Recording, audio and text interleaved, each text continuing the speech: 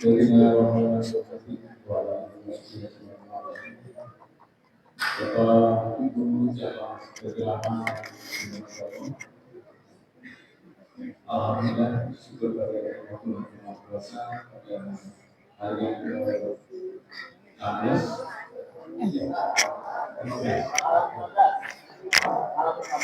malam 16 hari ini kelihatan banyak banget ini jamaah masih semangat saya lihat. Mudah-mudahan kami sekalian sehat dan menyelesaikan pada kegiatan ibadah puasa kali ini baik.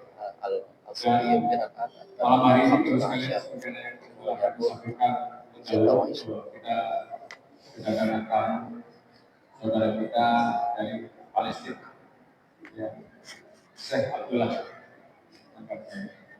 Beliau masih anak muda. Saya dengar tadi lahir di Palestina, keluarganya di Jordania, kemudian beliau sekolah di Madinah yang didampingi oleh Ustaz Asep dan teman-teman. Kami mengucapkan selamat datang Welcome Excellency di Masjid Baitul Rahmah. Jamaah sangat senang pada malam ini bisa bersilaturahmi dengan saudara kita dari Palestina. Akan memberikan waktu 30 menit sebelum kita melaksanakan sholat tarawih jamaah. Tentu kita menjadi tuan rumah yang baik, kita akan menyimak apa yang Ibu sampaikan dan sekaligus juga memberikan keramahan-keramahan yang bisa kita sampaikan. Dan alhamdulillah beliau juga tadi dengan untuk buka bersama di sini. Jadi bagus sekalian, ini adalah kedua kalinya masih bersama kedatangan tamu dari Palestina. Sebelumnya tahun kemarin jadi solidaritas Palestina yang ada di sini. Jadi sekali lagi kita akan mengatakan aja bapak sekalian, mudah-mudahan terus kebersamaan ini, persaudaraan antar umat antar bangsa ini terus kita pupuk ke depannya. Ada yang nggak kenal Palestina, nanti sekarang datang Palestina. Kenapa dengan Palestina? Karena Palestina, ya. Nanti kita akan menjelaskan dulu yang akan dijelaskan oleh Ustaz Asep. Demikian kata dari kami, mudah-mudahan semua bersama sebelum kita melanjutkan ibadah berikutnya. Saya ini berkeliling berbudaya, assalamualaikum warahmatullahi wabarakatuh.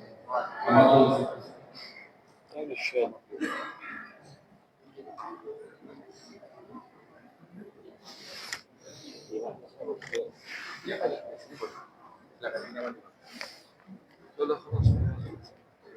Ya,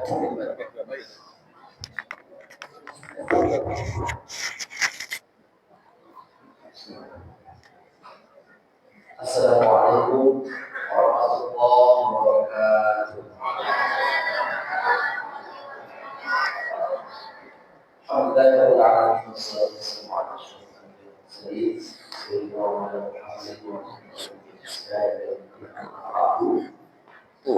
Alhamdulillah yang Bapak Ibu jemaah sekalian yang sama-sama kita bersyukur alhamdulillah pada malam hari ini kita melaksanakan sholat isya berjamaah dan salat kepada salat berjamaah. Alhamdulillah juga kita sudah memasuki malam ke-15 Ramadan. Artinya sudah separuhnya Ramadan bulan. Mudah-mudahan Ramadan hari yang terlalu dua Ramadan ini Allah senantiasa terima amal ibadah kita. Allah terima tilawah kita, Allah terima puasa kita, Allah terima segala amal kebaikan kita. Amin ya rabbal alamin. Dan kalau salat ini salam, semoga kita selamat kepada kita semua. Sallallahu alaihi wasallam. Kalau Allah lagi kemudiannya kita sahabatnya senantiasa mengharapkan semua itu menjadikan kita berbahagia. Hadir Bapak Ibu dengan Allah Subhanahu wa taala, alhamdulillah saat ini alhamdulillah bersama saudara kita Syekh Abdullah bin Muhammad Al-Armuti. Beliau asalnya dari Al-Quds, Palestina, dan saat ini sedang menempuh pendidikan di Universitas Islam Madinah di semester akhir. Alhamdulillah pada kesempatan kali ini insyaallah berbagi ilmu kepada kita semua, kepada kita sekalian. Mudah-mudahan apa yang disampaikan nanti kita ambil selalu dan bermanfaat, khususnya kita amalkan dalam kehidupan sehari-hari. Kepada Assalamualaikum warahmatullahi wabarakatuh.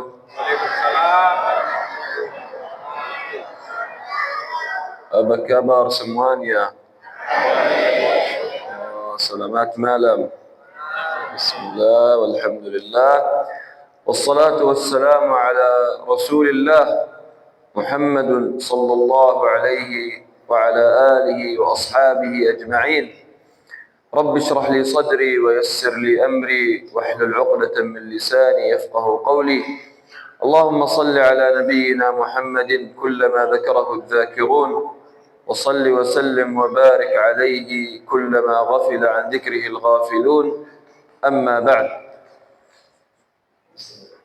فيقول الله عز وجل في كتابه إن هذا القرآن يهدي للتي هي أقوم ويبشر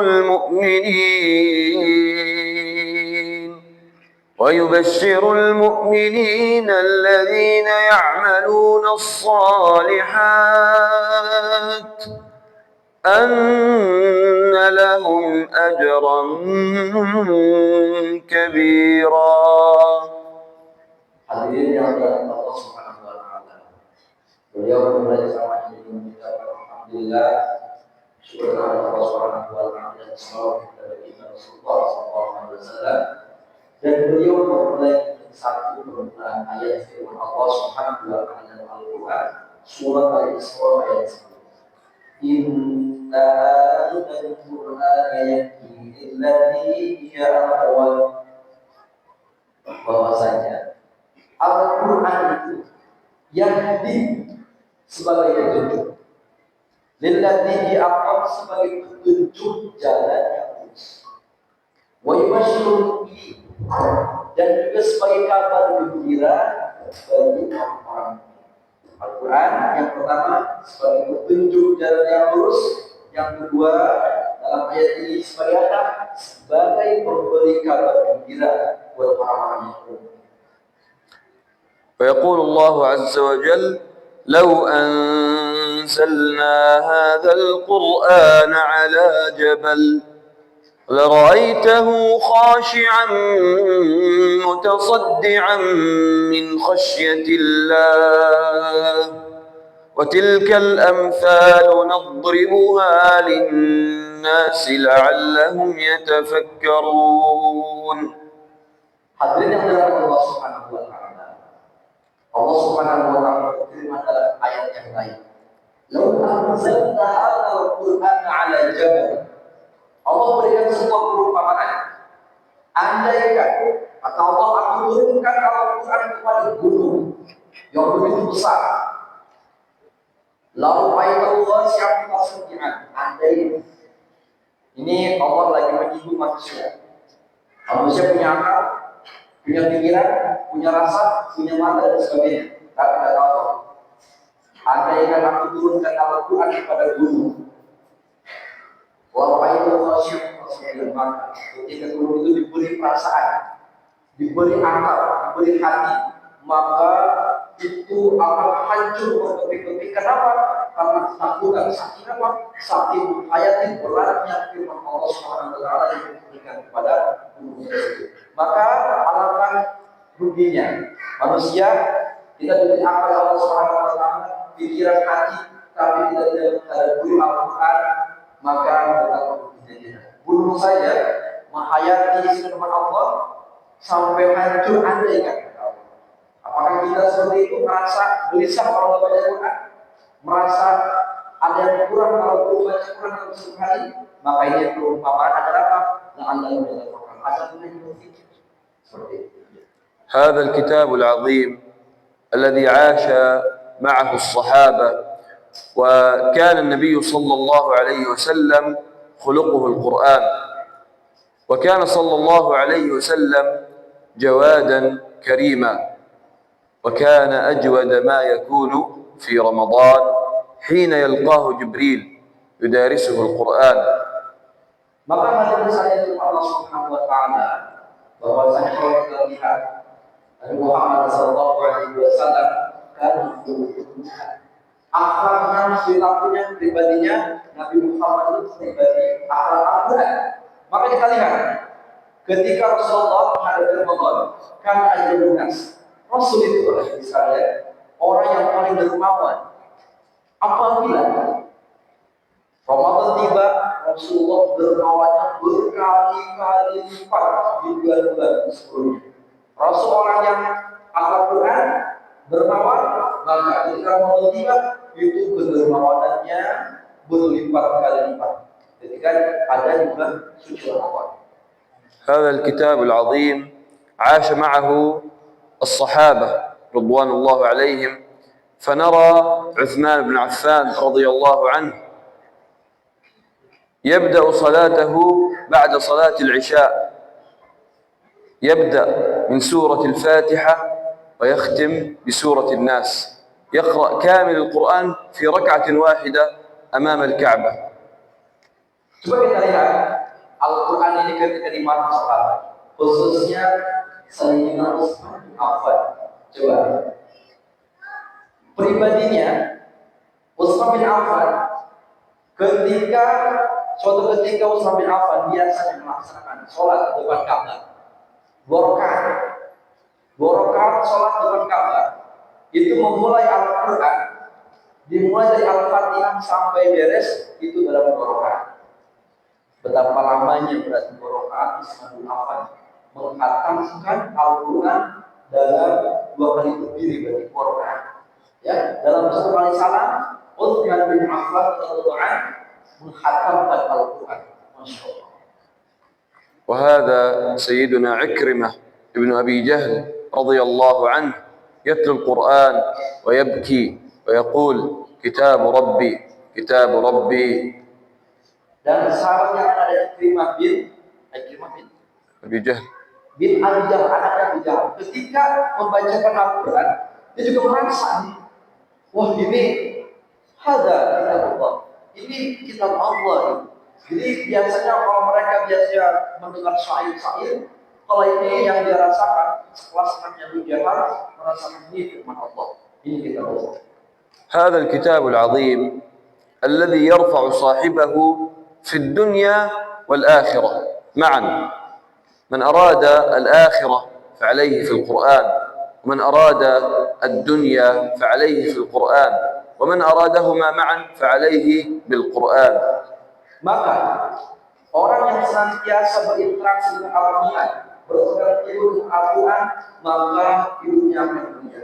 Khususnya barang siapa yang menginginkan dunia, maka dengan Al-Quran. Barang siapa yang menginginkan akhirat, maka kuncinya Al-Quran. Dan barang siapa yang menginginkan keduanya, dunia dan akhirat, maka kuncinya adalah Al-Quran Al-Karim. ومن الرفعة في الدنيا نضرب قصة.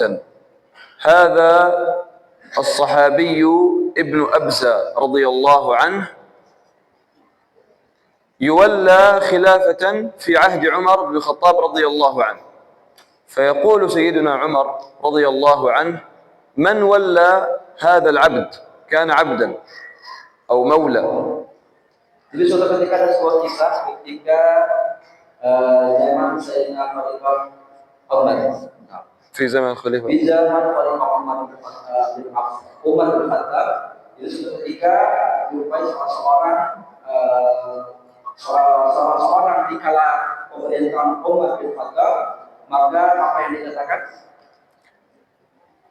فقالوا لسيدنا عمر رضي الله عنه: إنه حافظ للقرآن عالم بالفرائض، هذا ابن أبزة.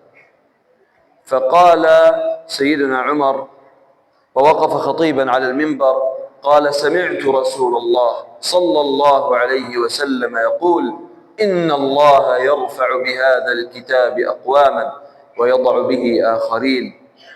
Jadi Sayyidina Al-Sa'id itu pada zaman Khalifah Umar bin Khattab dia seorang hafal Quran dan juga menguasai ilmu yang lain.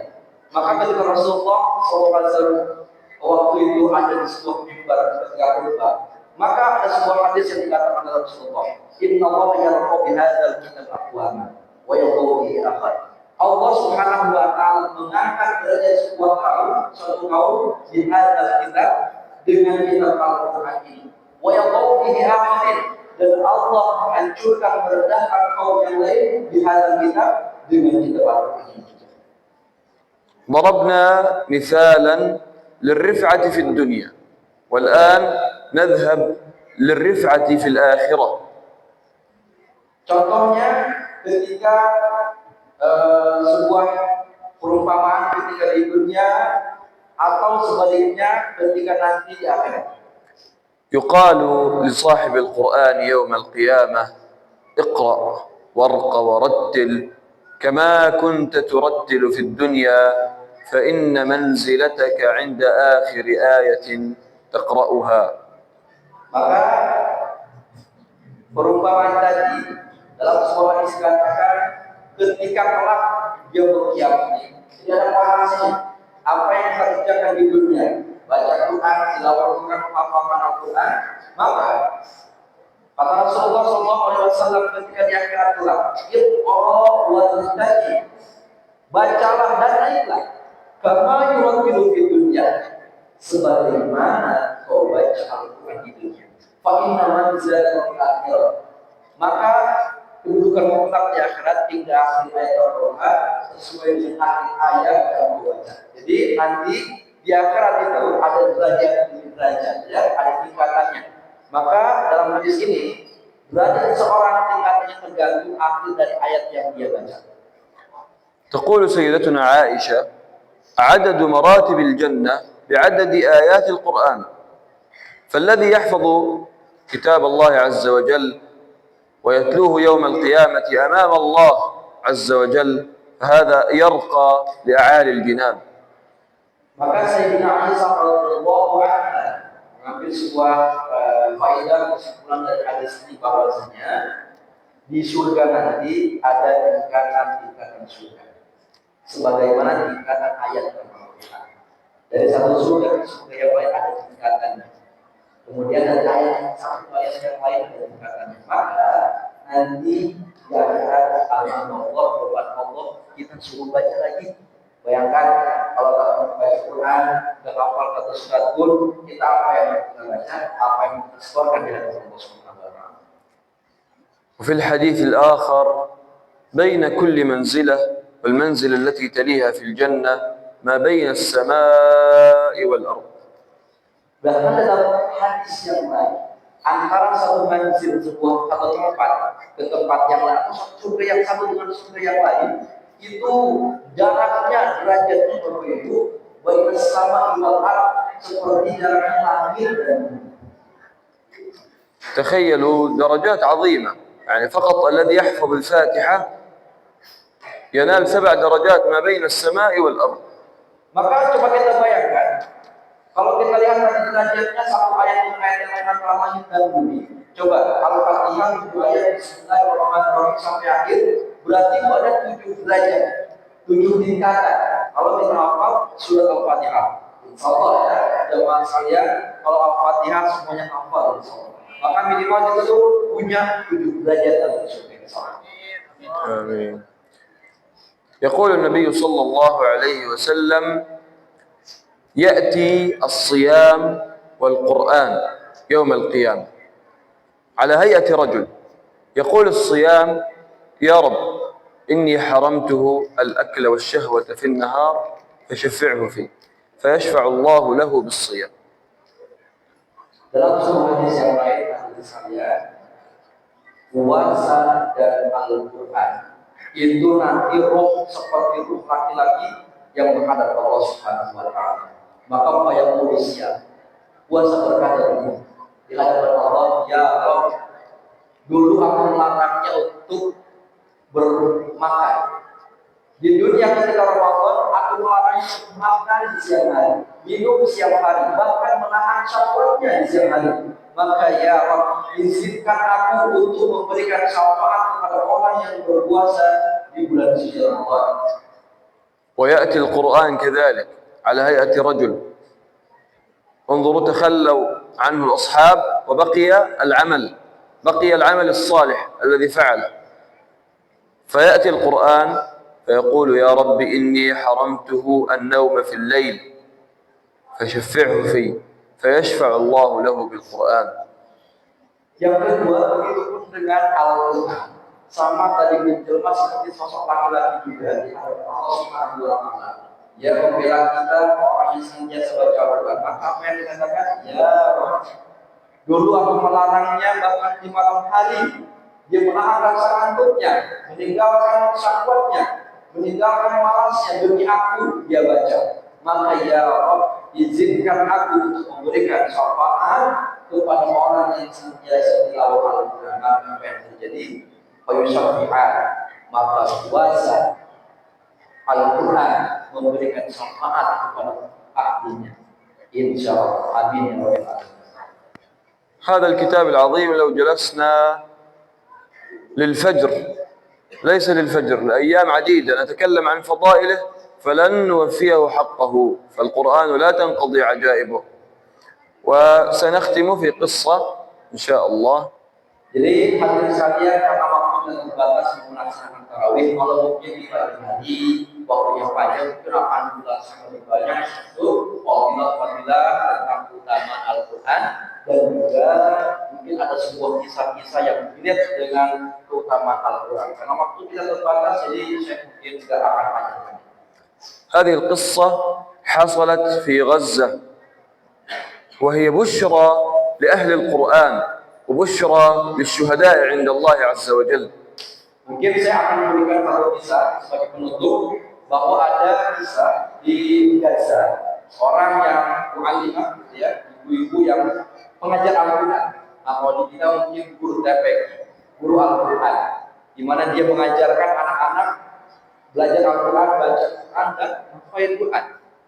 هذه تدرس مجموعة من الأطفال على ظهر منزلها، وكما هو معلوم من العدو الصهيوني فإذا هو يقصف قصفا عشوائيا ويضرب المنازل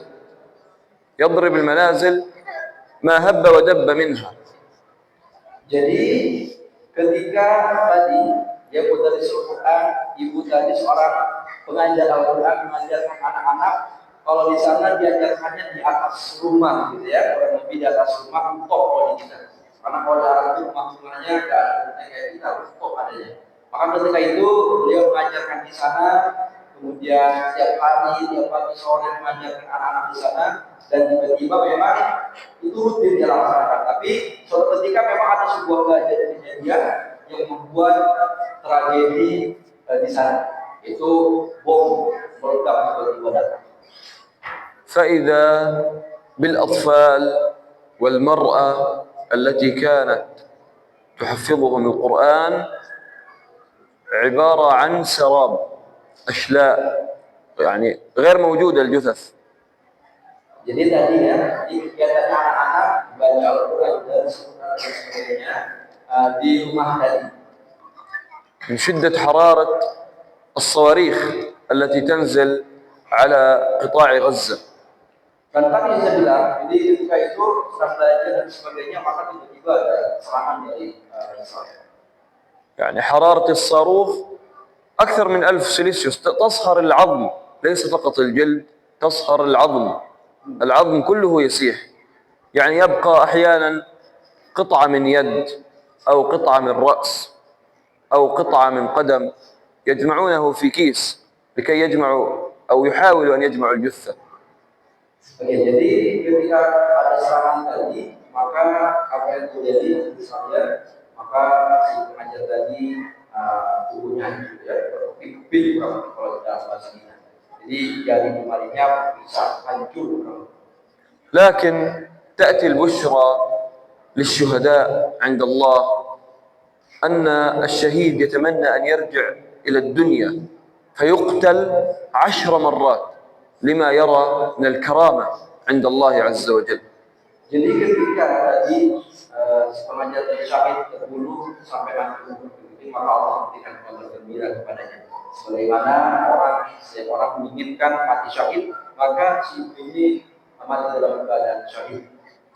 ثم البشرى الثانية وهي في الدنيا فإن في نفس الليلة أختها تحلم بها وهي تفتح كتاب الله عز وجل وتقرأ من قول الله: إن المتقين في جنات ونهر في مقعد صدق عند مليك مقتدر. Maka kabar gembira yang kedua tadi, kabar gembira yang pertama perempuan ini meninggal dengan syahid, yang kedua memang nanti ada saudaranya. Jadi dari malam hari dia bermimpi dan membaca semua ayat tadi. إن المتقين بشرها الله في الجنة.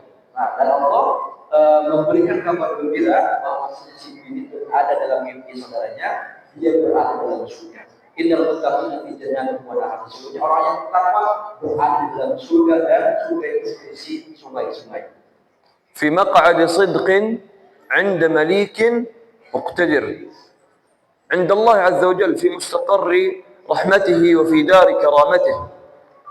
Dan ibu ini ditempatkan di ma'al di tempatkan di sebuah tempat yang indah dan nyaman, yang hadir di sisi Tuhannya mendapatkan tempat yang nyaman dan indah.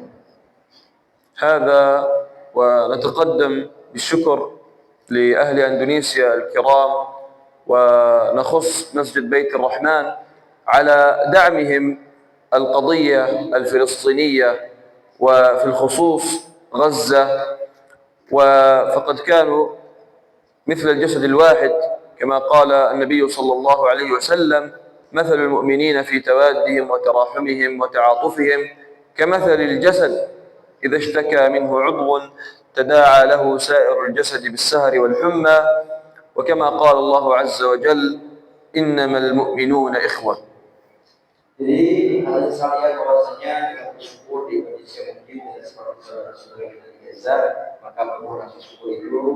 Dan kalau kita lihat, namun dengan nikmatnya kita berada seperti ini nyaman, sholat nyaman, ibadah nyaman, mandi nyaman, tapi perlu disyukuri. Dan juga kita sebagai seorang muslim, seorang mukmin, dalam hadis dikatakan innamal mu'minina ikhwah, sesungguhnya orang-orang mukmin itu seperti saudara, gitu ya. Jadi kalau dia satu wahid seperti dalam satu lagi. Apabila ada laki yang merasakan sakit, maka yang lainnya ikut merasakan juga. Begitu pun dengan saudara-saudara kita, ada mungkin saudara kita khususnya di Gaza yang sedang merasakan kesusahan sekarang akibat serangan Israel. Sekarang kesusahannya makin parah ya, kesusahan air bersih, susah makan, susah dan sebagainya, paling pendidikan itu lagi kesulitan sekarang. وهذا ليس غريبا على أندونيسيا وفلسطين، فأول من وقف مع استقلال أندونيسيا هي دولة فلسطين. Jadi memang Palestina dan Indonesia ada hubungan erat, di mana ketika Indonesia merdeka, ya salah satunya yang pertama mendukung kemerdekaan Indonesia siapa? Palestina. Begitu. Maka sejatinya ini kan persaudaraan itu. Palestina dulu mendukung kita ketika merdeka, maka ayo sama-sama kita bantu saudara-saudara kita di Palestina. هذا وأسأل الله العظيم رب العرش العظيم أن يجعل القرآن العظيم ربيع قلوبنا ونور صدورنا وأن يجعله حجة لنا لا علينا، وأسأله سبحانه وتعالى أن يجمعنا في ساحات المسجد الأقصى محررين فاتحين، وأن ينصر إخواننا المجاهدين المقاومين المرابطين على أرض غزة وفلسطين، والحمد لله رب العالمين. Apa yang kita baca Al-Quran ini menjadikan apa sebagai penyemangat hati kita, bahwa sungguhnya juga sebagai penerang dari kita dan juga berdoa Allah Subhanahu wa taala menerima amal ibadah kita, kita sholat kita, tilawah kita, dan juga berdoa Allah memberikan keselamatan untuk saudara-saudara kita di Palestina. Dan terakhir hadirin sekalian, kami dari Indonesia mungkin Nanti ada saudara-saudara kita dari Indonesia akan menjelaskan tentang program amal Indonesia yang saat ini alhamdulillah istiqomah membantu saudara-saudara kita di Palestina khususnya di Gaza, dan nanti akan dijelaskan lebih lanjut oleh Pak Ustaz. Pada yang bersilakan.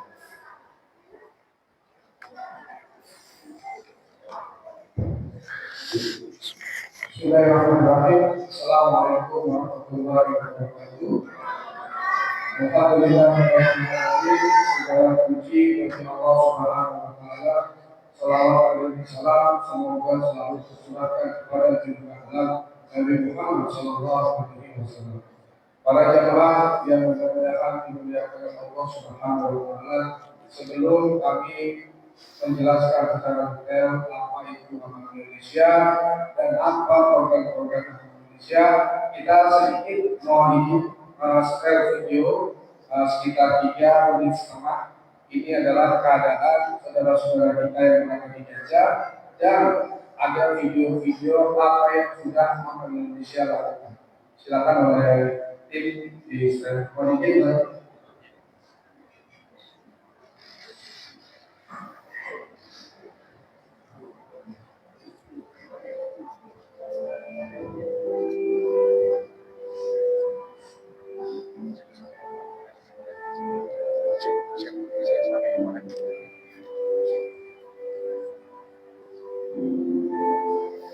Hari ini adalah satu tahun terakhir ketika saudara-saudara kita yang berada di Gaza diserang habis oleh Zionis Israel.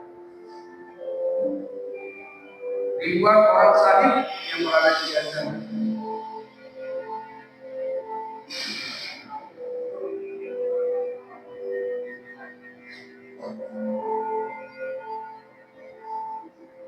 Ada orang tua yang kehilangan anaknya. Ada anak yang kehilangan orang tuanya. Silih berganti setiap harinya seperti itu.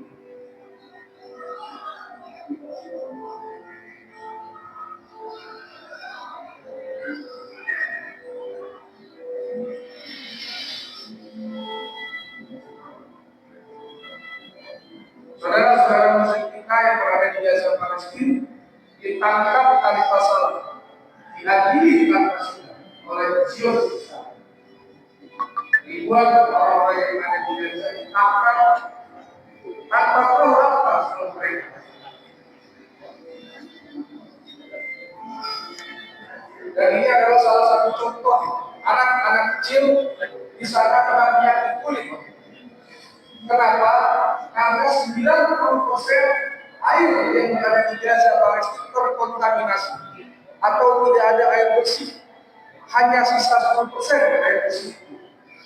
Jadi banyak anak-anak yang terkena penyakit kulit yang ada di sana.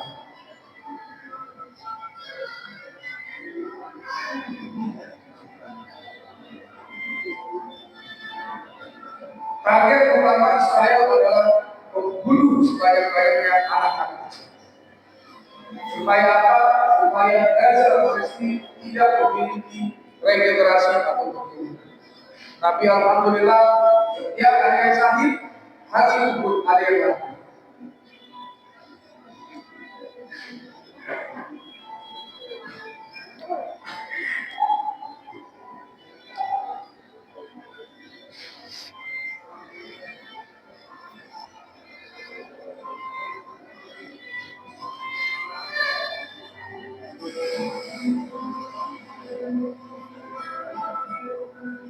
Dan ini yang telah kami lakukan sejak Juli tahun 2024. Alhamdulillah, Amal Indonesia telah mengirimkan program air bersih.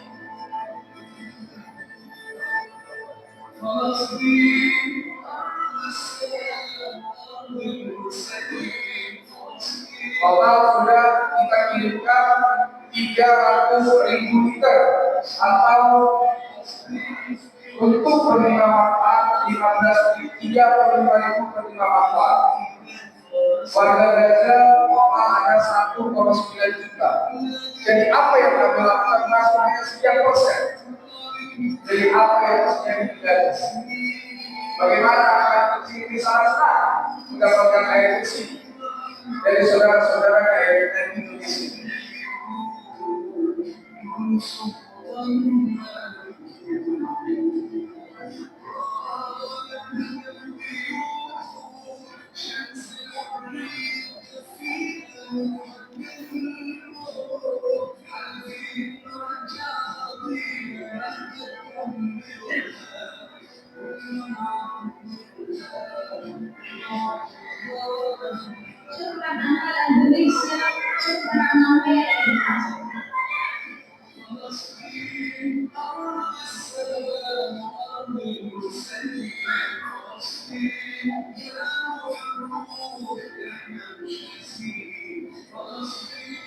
Demikian video singkat yang bisa kami sediakan. Ada 7 video setiap bulannya kami dapat. Kami adalah video salah satu yang kita tampilkan pada malam ini. Amal Indonesia adalah yayasan yang bergerak di bidang sosial, pendidikan, dan kemanusiaan. Kantor kami berada di Cilacap Dalam Nomor 1, Jakarta Selatan di belakang Citos. Alhamdulillah, bulan suci Ramadan ini kami ada program khusus, ada 50 titik. Masjid Baitur Rahman ini menjadi titik ke-25 Allah Subhanahu wa Ta'ala, yang biasanya kami setiap bulan hanya mengirimkan 10 TNI atau 70.000 liter. Kita berdoa di bulan suci Ramadan ini yang semua kebaikan dilipat gandakan, kita lipat gandakan 10 kali lipat. Jadi insya Allah nanti tanggal 23 Maret kita akan kirimkan 100 TNI untuk saudara-saudara muslim kita yang berada di Gaza. Oleh karenanya, berdirinya kami di sini ingin mengajak kepada seluruh jamaah agar ikutan memberikan hadiah terbaik, yakni air bersih kepada saudara-saudara kita yang berada di Gaza. 1 liternya hanya Rp1.500. Bagi jamaah yang ingin ikut 1 liter silakan, yang ingin ikut 100 liter silakan, yang ingin ikut 500 liter silakan, dan yang ingin ikut 2 liter sebanyak nominalnya 3 juta, kita akan hadiahkan khusus bingkai Masjidil Aqsa. Ada bingkai, ada Al-Quran, dan ada Shawl Palestina. Nanti Al-Qurannya akan ditandatangani secara langsung oleh Syekh Palestina atau Syekh Abdullah bin Umar. Yang ingin 1.000 liter silakan, yang ingin 700 liter silakan. Nanti hubungi kami setelah sholat tarawih. Bagi jamaah yang nanti ingin pulang dulu untuk mengambilkan rezekinya, kita akan tunggu di sini. Bagi jamaah yang ingin transfer silakan. Dan bagi jamaah yang ingin QR juga silakan, kita akan sediakan nanti di rumah. Intinya kami hanya ingin mengajak kepada jamaah semuanya untuk ikutan program ini. Kenapa? Setidaknya kita tidak diam dengan apa yang terjadi di Gaza Palestina. Demikian dari yang saya sampaikan. Akhir selamat pagi mungkin bagi jamaah yang ada uang zakat malnya bisa ikut program ini, insya Allah kita bisa menerima. Sekian, assalamualaikum warahmatullahi wabarakatuh. Jadi kenapa Indonesia semakin pelan korupsi akhir? Karena memang saya juga beberapa waktu lalu menanyakan kepada saudara yang di sana, dan memang ternyata faktor itu ternyata Zionis itu punya misi tersendiri untuk tanggul ke tanah agar memang air itu tercemar. Jadi masalah air bersih susah di sana. Memang yang paling dibutuhkan air bersih. Berapa saya bilang kebutuhannya? Air bersih di sana. Kebutuhan itu tak terhingga. Terus data faktor itu dapat berapa? Jadi yang membuat saya bikin nangis. Ternyata setiap keluarga itu dapat data sehari 5 liter. Itu belum buat minum, belum buat mandi, belum buat dan lain sebagainya. Itu sehari didapatkan sama selama ini yang dapat mereka itu cuma dapat 5 liter. Maka alhamdulillah kami fokus di bidang air, dan juga kami dengan salah satu hadis Rasul ada Maimunah, gitu ya, dan pembantunya Rasulullah ya Rasulullah berikan kami fatwa tentang al-Quds. Rasulullah berkata sholat al-Quds. Karena sholat di sana dapat pahala 500 kali di luar Masjidil Aqsa. Kemudian Maimunah berkata, Rasulullah, kalau anda tidak bisa ada biaya bersama, gimana caranya? Maka berikan mereka minyak. Kalau berikan minyak, maka sama seperti kalian sholat di Masjidil Aqsa. Kemudian para ulama mengatakan menafsirkan dengan itu cair, maka kalau kita analogikan dengan air itu sama. Air dengan air sangat sama seperti kita memberikan sedekah dan juga sholat dengan sepasal. Maka bagaimana sesuatu sedekah apa yang paling mulia paling utama yaitu sedekah air. Air khususnya air bersih untuk saudara-saudara di sana. Maka hadirin sekalian, kami tadi saudara mengajar, yuk sama-sama membawa bulan berkah kemuliaan Allah menciptakan para kita di dunia ini. Yuk sama-sama berdoa Allah terima segala amal kita. Mudah-mudahan Allah sampaikan kembali dari teman-teman. Pun Allah bisa menyampaikan teman-teman. Mudah-mudahan amal kebaikan kita di tahun ini. Puasa kita, tilawah kita, sedekah kita, atau apa yang akan kita keluarkan, mudah-mudahan menjadi amal kebaikan kita untuk di masa depan. Amin ya rabbal alamin. Sekian demikian, silakan nanti Bapak Ibu sekalian yang tadi mau tanya muslimkan sampai sekian boleh menghubungi kita nanti di kita dua di sana. Dan demikian, wabillahi taufiq. Assalamualaikum warahmatullahi wabarakatuh.